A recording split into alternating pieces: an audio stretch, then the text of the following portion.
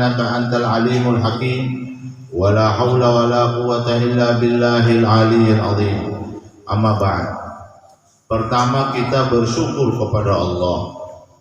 Sampai saat ini kita masih diberikan Allah sehat walafiat, terutama hidayah yang diberikan Allah Subhanahu wa ta'ala, sehingga kita tetap istiqamah mengikuti majelis ta'lim yang sungguh besar pahalanya, nomor 2 daripada melaksanakan ibadah sembahyang. Salawat beserta salam tidak lupa kita haturkan kepada junjungan kita Nabi besar Muhammad sallallahu alaihi wasallam beserta keluarga dan para sahabatnya sekalian. Makruhatus shalah, hal-hal yang dimakruhkan di dalam salat. Makruhatus salati katsiratun minha al-jahru fi mawadhi'il israr wa aqsuhu wal iltifat li ghairi hajah wal isyaratu li ghairi hajah wal isra wal itan. Hal-hal yang makruh di dalam salat perlu diperhatikan. Oke. 1. Mengeraskan suara pada salat yang disirkan suaranya. Salat zuhur, salat asar, 1 rakaat di akhir salat maghrib, 2 rakaat salat isya. Ikan disirkan itu di apa namanya? Dikecilkan suaranya. Apabila sembahyang yang dikecilkan suaranya lantas kita besarkan suara kita, maka hukumnya makruh. Kecuali pada saat mengajar orang. Ada orang mualaf, kita ajar sembahyang salat zuhur, ya kita ajar harus besar suaranya. Saya ada alasan, saya ajar orang ini supaya dia bisa tahu. Tapi kalau sama-sama tahu, ketika kita besarkan suara, Allahu Akbar, Bismillahirrahmanirrahim, Alhamdulillahirabbil alamin, salat zuhur, itu hukumnya makruh. 2.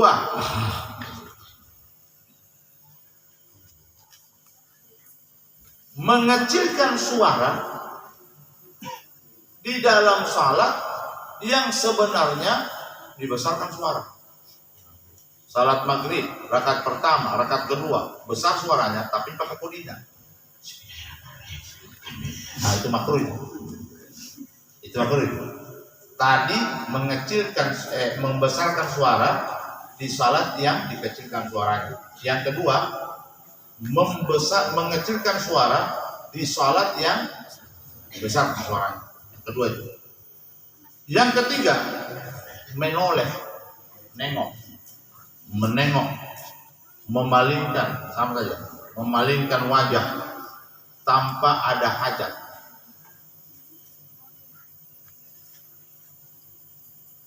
Kalau dia menengok sampai dadanya terputar, maka batal sholat.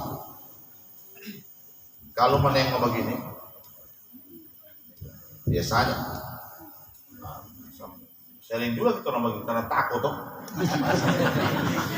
Menengok begini sampai tidak ada begini. Nah itu makruh. Tapi menengok kalau begini, dada tidak menghadap kiblat tersorong, batal sholat. Jadi patokannya dada ini. Sama dengan kita kalau basalam, assalamualaikum warahmatullahi wabarakatuh. Nah ini begini, ibu. Assalamualaikum warahmatullahi. Assalamualaikum warahmatullahi. Ah itu batal salat itu. Dengan bahu tamiri, lewatan batal. Ini siapa boleh? Begini, oke. Ya, menoleh. Kalau pemilu pernah melihat para ulama-ulama yang jazab, Allahu Akbar. Ini sembahyang. Saya kami, karena kita orang punya magang bukan sampai di situ. Dan kamu ya, saya baik kok sana, baik kok saya punya anu sana, kalau punya guru, mau duduk, wali, tapi kalau gini sembahyang, jangkau itu, bukan kau punya magang.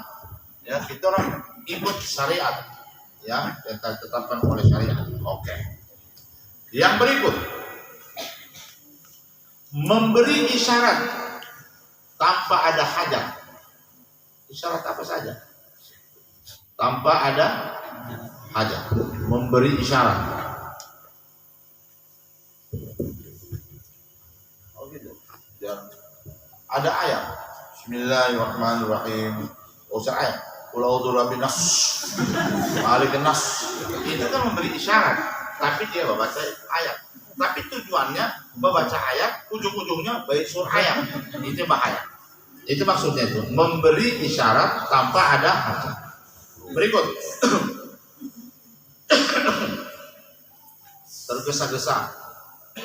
Tergesa-gesa dalam melaksanakan sholat. Tergesa-gesa dalam mendatangi sholat. Maksudnya bukan salatnya cepat. Dulu banyak orang yang masbuk waktu maghrib. Dulu. Kenapa ada? Saya kasih tahu. Ayo, sebelum maghrib kita adakan sholat sunat qabla maghrib. Setelah azan kita baca zikir. Tapi zikirnya ada panduan. Ada memang panduan zikir di dalam kitab Al-Azhar Imam Nawawi, dipandu. Setiap habis azan harus sebelum tamat membaca subhanallah 10 kali, la ilaha illallah 10 kali, alhamdulillah 10 kali, Allahu akbar 10 kali, kemudian astagfirullah 10 kali, dan ayatul kursi 1 kali. Itu anjuran Nabi. Maka karena saya lihat posisi maghrib pada saat itu terlalu banyak orang masbuk, habis dia azan mungkin tidak baca doa azan, atau dia membaca doa azan tergesa-gesa. Allahumma rabbana hadhihi salatul ghaibah sayyidina Muhammadin al-wasilah wal fadilah. Cepat. Setelah itu baru dia qamat. Juga ada yang azan tidak ada lagi orang baca doa azan. Habis itu langsung dia qamat. La ilaha illallah. Dia mundur. Dia lisan. Langsung dia qamat. Alhamdulillahirabbil alamin. Wa sallallahu alaihi wasallam. Wa Allahu akbar. Qamatnya juga seperti orang dikajar. Wa akbar, Allahu akbar. Subhanallah, subhanallah Rasulullah. Hayya shalah, hayya falah. Orang yang masih di jalan mau untuk sholat berjamaah tergesa-gesa lari sangu-sangunya Pak. Nah, sangu-sangunya apa? Itulah hukumnya makruh.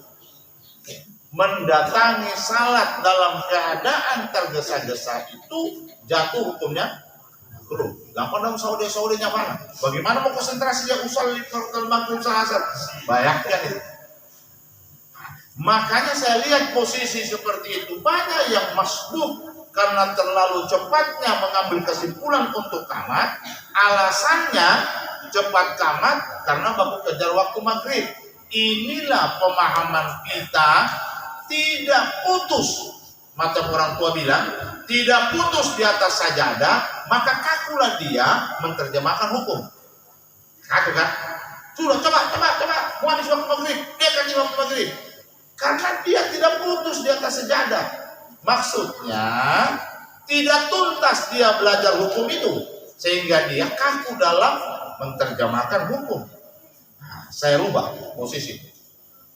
Habis azan, baca doa azan yang keras ini. Pelan-pelan, ya baca pelan-pelan. Tujuan saya itu supaya orang di masbuk ini, supaya orang dari rumahnya itu, dan hari apa? Karena masih bersuara dia. Allahumma rabb hadhihi da'wati tammah wa salatil ghaimah. Orang dengar ini, dia masih jalan-jalan santai. Habis itu dia baca wirid. Subhanallah 10 kali. La ilaha illallah 10 kali. Alhamdulillah 10 kali. Masih enak. Jadi setelah itu habis itu orang salat sunat. Salat sunat apa itu? Qabliyatul maghrib. Salat sunat qabliyatul maghrib. Semua kita adakan itu tujuannya supaya orang datang ke rumahnya, dari rumahnya ke masjid tidak masbuk. Itu tujuannya dibikin itu. Tujuannya dibikin tidak masbuk, tidak tergesa-gesa dalam mendatangi salat. Dia terhindar dari masbuk, juga terhindar daripada hukum makruh. Jangan tergesa-gesa dalam mendatangi salat atau dalam mengerjakan salat. karena hukumnya makruh. Terakhir, makruhatus salah, ya, melazimi satu tempat saja dalam salat. Nah, ini dia punya alasan. Coba tanya orang tua itu, kenapa pindah-pindah? Om sembahyang sunnah sini, habis itu salam pindah, salam pindah, salam pindah, kan pindah. Coba tanya, apa maksudnya itu? Paling dia bilang, saya niku, apa saya kamu nih aku? Apa itu kan? Pasti dia bilang kita terlalu banyak melihat-lihat dan menyontek, tapi kita tidak tahu dasarnya. Dasarnya ini melazimi satu tempat di dalam salat selain imam, ya, itu hukumnya makruh. Jadi kalau kita sembahyang sunnah sini, Allahu Akbar, salam, berpindah lagi, biar cuma satu langkah, Allahu Akbar, sembahyang sunnah maksudnya, ya, supaya kita tidak terkena hukum makruh. Karena kalau di tempat-tempat itu saja hukumnya makruh. Kecuali nih, kecuali jamaahnya padat dan tidak ada tempat, nah, itu tidak makruh karena ada uzur, ada alasan tertentu. Tapi alina luo pindah-pindah. Yang kedua, semakin banyak tempat kita sujud, semakin banyak yang tempat menjadi saksi untuk kita. Makruhatus salah. Jadi makruhatus salah itu terlalu banyak. Oke? Di antaranya ada 6. Mengeraskan, gampang saja, tidak perlu dihafal, diingat saja. Mengeraskan suara saat salat zuhur, asar, mengeraskan suara saat salat yang dikecilkan suaranya. Yang kedua, mengecilkan suara saat salat yang dibesarkan suaranya. Yang ketiga, menoleh-noleh begini tanpa ada hajat. Yang keempat, memberi isyarat tanpa ada hajat, isyarat, ya. Yang kelima, tergesa-gesa kita mendatangi salat atau melaksanakan salat. Yang keenam, melazimi satu tempat, di situ-situ saja kita tempat salat beberapa kali. Itu wallahu a'lam bisawab. Rabbana fa'na bima 'allamtana rabbi alimna alladhi yanfa'una rabbi faqihna wa faqihna wa qarabatilana fina wa zakah rabbi wafidna wa wafiqun liman tatadi qawlan wa filan karama wa zukikula halalan daima wa akila asya ulama nazabil khairi wa nufakul asya rabbana asilana kula syuhun wa akira bilika min kaluyun mafi anna rabbana kula syuyun qabla anta tiyana rusul manun wa fil wusul hatta akraman satan wa salatullahi tasyal mustafa man ilaha kilahana wal wafa bi kitabin bihi linasi shifa wa ala ali kiramin syurafa wa ala sabi masabihil quran Allahumma nabi huda wa jannah min masyarif ridha wa la tuwalina waliyan siwa wa la tajanna